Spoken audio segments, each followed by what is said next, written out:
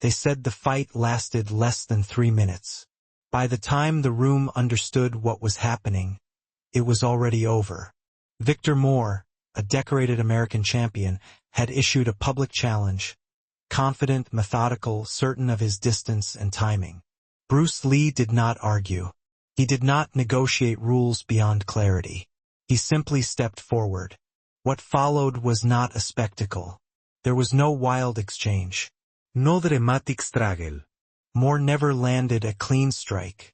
And those who stood close enough to see it would later say the most unsettling part was not the speed. It was the calm. It was the summer of 1967 in Long Beach, California. The International Karate Championships had already earned a reputation as one of the most visible gatherings of American martial artists. Competitors arrived pressed in clean uniforms. Belts were tied carefully. Movements were rehearsed in the hallways before stepping onto the polished wooden floor. Trophies stood arranged along a long table near the stage. They reflected the overhead lights, gold, silver, engraved names waiting to be added. The air carried the familiar mixture of floor polish, sweat, and restrained anticipation. The tournament had structure. There were divisions, judges, rules, and time limits.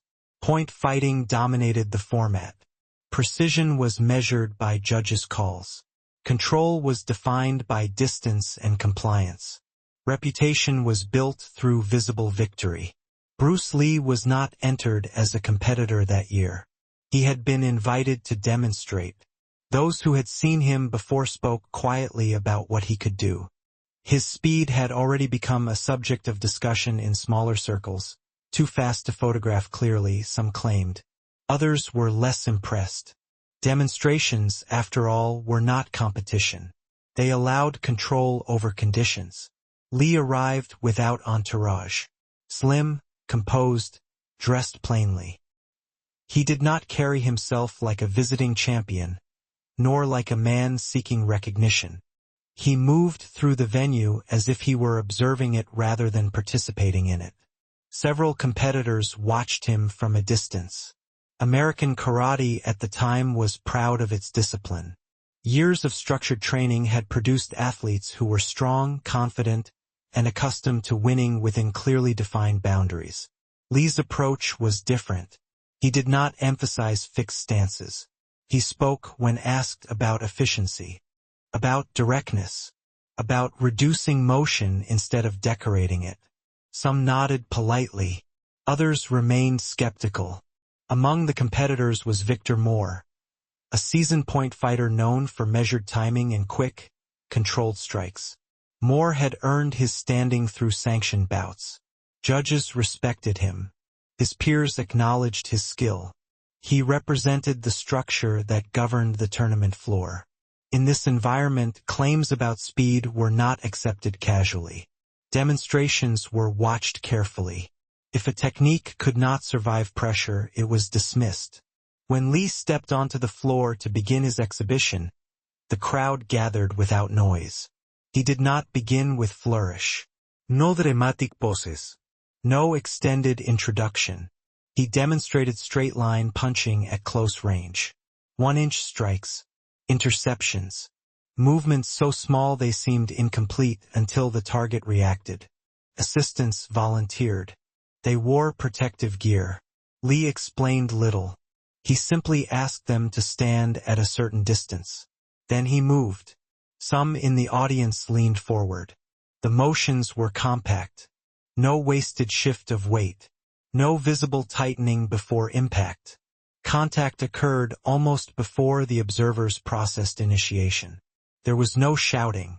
No declaration of superiority. After each sequence, Lee stepped back to neutral posture. Calm breathing. Expression unchanged. From the edges of the mat, competitors exchanged looks. Some were impressed. Others believed demonstration partners could make anyone appear fast. The tournament floor, by its nature, valued proof under resistance. And proof in that setting meant challenge. Victor Moore watched with arms folded at first. Then at his sides. He did not interrupt. He did not laugh. but there was calculation in his gaze. He measured distance instinctively as fighters do. The environment encouraged hierarchy. Champions were recognized. Techniques were ranked. Systems were defended. Lee did not appear interested in defending a system. That alone unsettled some. He spoke briefly about interception, about striking not after an attack but within its beginning. He described economy of motion, reducing time between intention and result. His tone was steady, almost clinical. There was no attempt to persuade through emotion. For some listeners, the ideas were intriguing. For others, they challenged years of conditioning. If what he suggested were true, if distance could be erased before reaction, then much of what structured point fighting depended upon might require reconsideration. The room did not erupt in debate, but attention sharpened. Moore stepped closer to the demonstration area near the end. Not aggressively, simply nearer than before, observing foot placement, watching the shoulders. There is a particular tension that develops when expertise meets uncertainty. It is not loud. It is subtle. A quiet narrowing of focus. By the time Lee finished his exhibition, applause followed, respectful, not thunderous. The audience was thoughtful rather than exhilarated. Lee bowed slightly. He stepped off the floor. And in the space that followed, between demonstration and dispersal, something shifted. Questions, once private, were now close to being asked aloud. The tournament would continue. Matches would proceed according to schedule. But on that polished wooden floor, under the overhead lights, two different understandings of combat now stood within a few feet of each other. Neither had yet spoken directly to the other. The structure was intact. For the moment, it did not begin with accusation. There was no raised voice. No confrontation meant for spectacle. Victor Moore approached Bruce Lee after the demonstration while several competitors and judges still lingered near the mat. Conversations were already forming, quiet assessments of what they had just seen. Some spoke about speed. Others about cooperation. A few simply watched the two men now standing within speaking distance. Moore was not reckless. He had built his reputation carefully over years of sanctioned tournaments.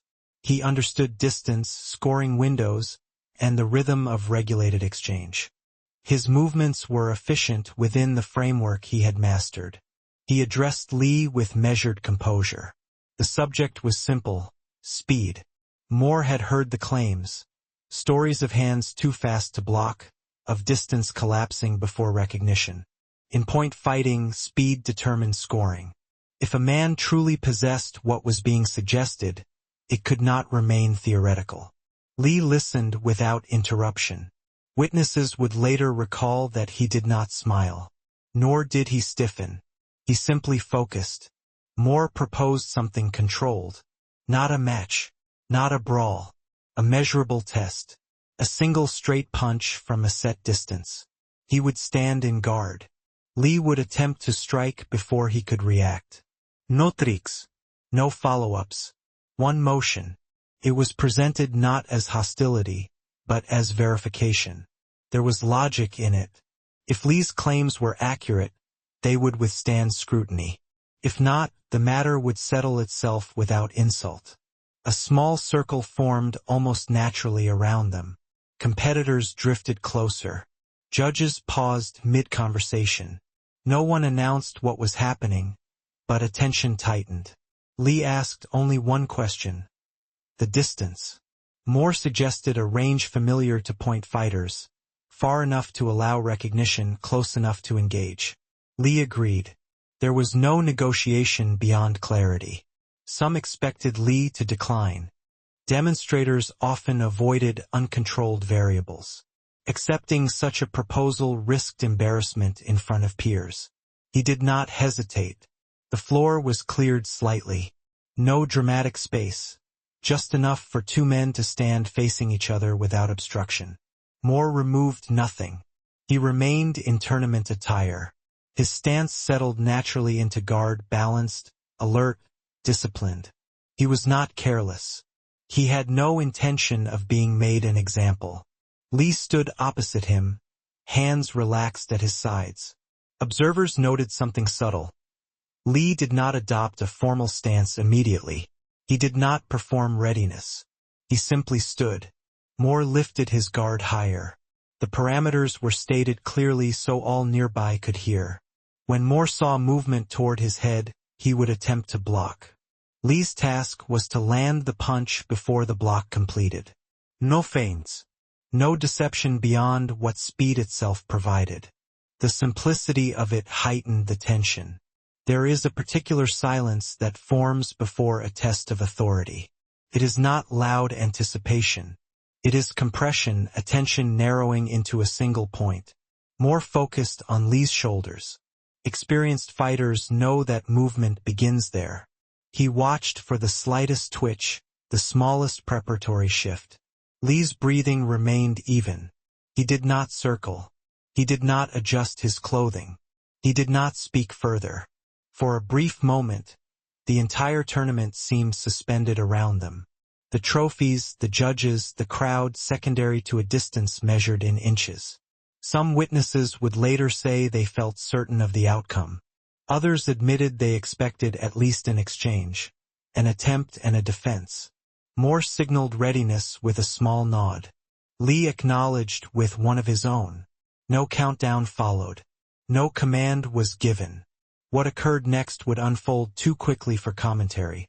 But at that moment, just before motion, the hierarchy of the room remained undecided. Champion and demonstrator stood equal in distance. The structure of the tournament, its rules, its accumulated victories, rested quietly behind Moore. Lee carried no visible framework at all. Only stillness. And then the movement began. The moment stretched in stillness.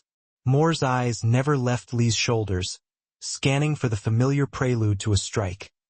A shift in weight, a tightening of the fists, a subtle coil in the torso. Years of competition had trained him to detect these signs instinctively. He knew the distance, the timing, the rhythm of what was about to occur. Lee, however, offered nothing. No tell. No tightening. No preparatory movement to betray intention. His body remained relaxed, shoulders loose, breathing measured. To the untrained observer, it looked as if nothing would happen. Competitors and judges forming the outer circle leaned slightly forward, their attention drawn to the invisible tension. The silence was not oppressive. It was concentrated. Observers described it later as a weight, a pressure not of force but of inevitability. Moore adjusted his stance slightly, shifting weight to the balls of his feet, preparing for reaction. His mind ran through every possible contingency, every slight variation he had faced in decades of competition. He calculated the timing of his block, the distance at which he would move, the angle he would pivot. And still Lee waited. No footwork, no feint, no hint of intent beyond presence. This stillness had a psychological effect. Moore had confronted hundreds of fighters in regulated matches, yet few had maintained such absolute calm in the immediate proximity of an incoming strike. Most competitors telegraphed movement through microshifts, blinking or subtle shifts in breath. Lee exhibited none of these. Witnesses later described a strange inversion of expectation. The longer Lee remained motionless, the more certain everyone became that something decisive was imminent. Time in these moments expands. A second stretches as the mind scans for the slightest sign of change. 3 seconds pass. 5. Moore's arms remain poised. His focus tightens, almost like a lens constricting to capture detail. The surrounding crowd fades into peripheral awareness. Lee's posture remained neutral, almost inviting an action that would never come first. He did not challenge Moore with aggression. He did not provoke him with theatrics. The demonstration was in waiting, in the compression of space and potential energy. Then, a nearly imperceptible shift. The slight weight adjustment of Lee's rear foot. Too small to be consciously registered by Moore, but enough for Lee's body to initiate movement. Moore reacted, not out of surprise, but as the culmination of preparation. He executed the block he had rehearsed countless times, a measured raise of forearms in line with the target. And in that fraction of a second it became clear, speed was not the measure alone. Control, precision, timing, and decision coalesced into an act that Moore could see coming, and yet could not intercept. Every muscle in the room tensed. Breath was held instinctively. The distance between intention and result had collapsed. The tension of the previous seconds, the anticipation, the assessment, the meticulous calculation, exploded into clarity. Observers later remarked that Moore's expression shifted first. The confidence that had anchored him in the tournament arena began to falter subtly, almost imperceptibly, before he even processed what had occurred. Lee's motion ended almost as soon as it began. His body returned to neutral, hands relaxed at his sides. The strike had landed or intercepted before Moore could complete the defensive response. The room exhaled collectively, though quietly. No one shouted. No one moved immediately. The shift was internal, psychological. A reevaluation had begun. This was not chaos. It was inevitability. The silent dominance had been demonstrated. Observers would later emphasize that the unsettling part was not physical contact.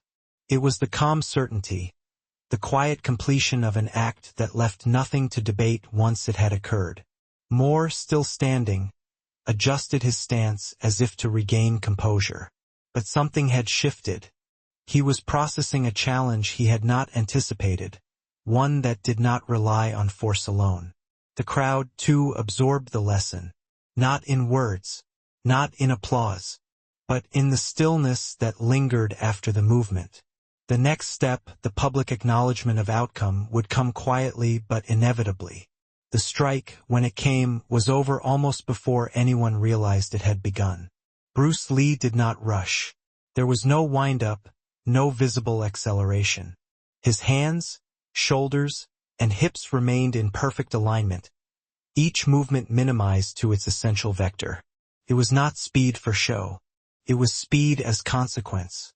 Victor Moore, fully prepared, executed the defensive sequence he had rehearsed in his mind hundreds of times.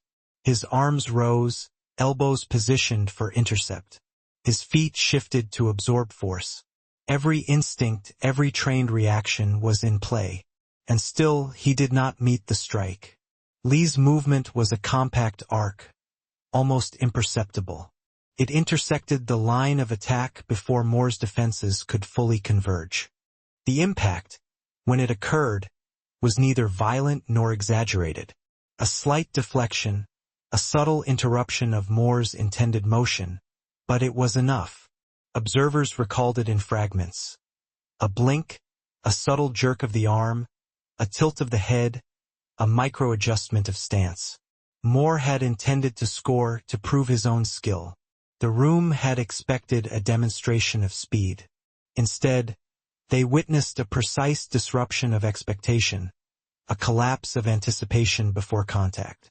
Lee's face remained calm, almost serene. He did not raise his guard further. He did not advance. There was no follow-up attack. He had demonstrated what he intended. The lesson was in execution, not escalation. Moore's expression changed first. A subtle tightening of the jaw, a narrowing of the eyes, a slow recognition that control had shifted. It was not anger, nor embarrassment, at least not immediately. It was a quiet, internal recalibration. The surrounding crowd felt it, too. Silence pressed over them, not in fear, not in awe, but as acknowledgement. The demonstration was complete. There was no need for commentary. No debate could meaningfully contradict what had been witnessed. In the seconds after, Moore attempted one small readjustment, a micro-correction to regain leverage. Even this was anticipated. Lee intercepted once more, precise, contained, without excessive motion. Every movement served purpose. There was no flourish. No unnecessary exertion. The room understood that what they were witnessing was not brute force, but mastery expressed in the simplest terms. Observers later described a sense of inevitability. The victory or demonstration was not declared. It simply existed. Lee's calm, measured breathing contrasted sharply with the tension that still lingered in Moore. One man had demonstrated mastery quietly. The other had confronted it openly. The contrast was palpable. After the exchange, Lee took one small step back. Hands relaxed at his sides. Moore lowered his guard slowly, still processing, still grappling with the reality of what had just occurred. There were no cheers. No applause erupted immediately. Only quiet exhalations, small shifts of weight as witnesses adjusted to the shift in hierarchy they had just observed. The psychological effect was unmistakable. Moore had been challenged not with aggression, but with precision, efficiency, and unspoken authority. His posturing, the foundation of years of competition, had been met and quietly eclipsed. Lee did not speak. He did not explain. He had no need. The demonstration had spoken on its own. And in that silence, the lesson settled into the minds of everyone present. Control, timing, and calm mastery could dominate even the most prepared and confident competitor. It was a display of quiet inevitability. The room remained still longer than expected, not out of shock but in absorption. Observers, judges, and competitors alike felt the subtle shift in authority, the quiet recalibration of expectation. Victor Moore's stance softened. He did not speak at first. His hands dropped from guard, though they trembled slightly, not from fear, but from the sudden recognition that the framework he relied on had been quietly undermined. Years of training, hundreds of sanctioned bouts, and meticulous timing had met a force that required none of the theatrics he knew. Lee stepped back fully, hands relaxed, expression unchanged. He did not raise his voice, and he did not offer congratulations. His calm left space for reflection rather than declaration. The demonstration was complete. The lesson delivered. The point proven without discussion. Competitors and onlookers exchanged glances, subdued in recognition. Whispered questions began to circulate. Could speed alone explain what had occurred? Or was it something else? Something in timing, in anticipation, in psychological presence? Moore finally spoke, his voice measured but quieter than before. He acknowledged the sequence, not with boast, not with complaint, but with careful acceptance. Witnesses later described a subtle nod, a sign that the confrontation had concluded, and that the outcome, though unsettling, was now a part of shared understanding. There was no spectacle, no dramatic gestures. The quiet was itself the statement. The psychological weight of the encounter lingered longer than any physical mark. Observers realized that the demonstration had altered perceptions of possibility. What they had believed about control, distance, and reaction now required reconsideration. Some competitors silently reviewed their own techniques. Others simply stepped back, unwilling to confront the implications immediately. The trophies, the schedules, the routine matches, all of it faded for a moment against the clarity of what had been observed. Years later, those present would describe the scene not in terms of who struck whom, but in terms of authority established without aggression. A quiet mastery that reshaped understanding. Moore, too, carried the memory with respect. Not humiliation. Not defeat framed in anger, but awareness. Recognition of something beyond conventional measure. Bruce Lee moved away from the mat, blending again with the crowd, calm as if nothing extraordinary had occurred. And yet, the room had changed. It was a subtle lesson in dominance. The most profound victories are often those that leave no noise behind, only a lasting reordering of perception. The moment did not demand retelling. It demanded reflection. And in that reflection, the seeds of legend quietly took root. The International Karate Championships continued long after that summer in Long Beach. Trophies were won and lost, techniques evolved, and new competitors entered the arena. But the incident between Bruce Lee and Victor Moore lingered in conversations, not as a tale of spectacle, but as a quiet turning point. Those who had witnessed it firsthand described it in the same way years later. A calm strike, a collapsed distance, and the unnerving clarity of control. The story was not told for entertainment. It was recalled in hushed tones, in seminars, in the homes of martial artists discussing the subtle difference between movement and mastery. Moore's career progressed, yet he carried the memory with him. He adapted, reflected, refined his understanding of timing, distance, and the psychological component of engagement. The encounter did not diminish him. It reshaped the way he approached combat. Observers noted that in subsequent matches, Moore exhibited a more deliberate economy of motion, an awareness of presence that went beyond physical technique. The incident had become a personal lesson etched into his muscle memory and strategy. Bruce Lee, of course, moved through the world already defining himself quietly. His approach to combat, training, and teaching emphasized efficiency, honesty, and adaptability. The demonstration against Moore was rarely mentioned directly in interviews or public accounts. It did not need to be. The lesson had rippled outward in influence, informing both those present and the generations of students and practitioners who would come to study his methods. Martial arts literature and oral history recount the event not as a story of victory or defeat, but as a study in perception, control, and inevitability. It became a benchmark, a reference point for what mastery looks like when it is expressed without pride, without excess, and without the need for acknowledgement. The significance of the encounter was never in the physical act alone. Its power lay in its quiet authority. It demonstrated that true mastery can dominate not through aggression, but through precision, timing, and the psychological compression of space between intention and action. A single, calm demonstration shifted how an entire room, and eventually a wider community, understood what was possible. Years later, students would retell the story not to glorify Bruce Lee's speed, but to examine the principles behind it: economy of motion, anticipation, adaptability, and presence. Teachers would use it as an example of what happens when skill and understanding intersect seamlessly. The legend endured because it left room for reflection rather than noise. There was no fanfare, no flashy recounting, no sensationalized retelling.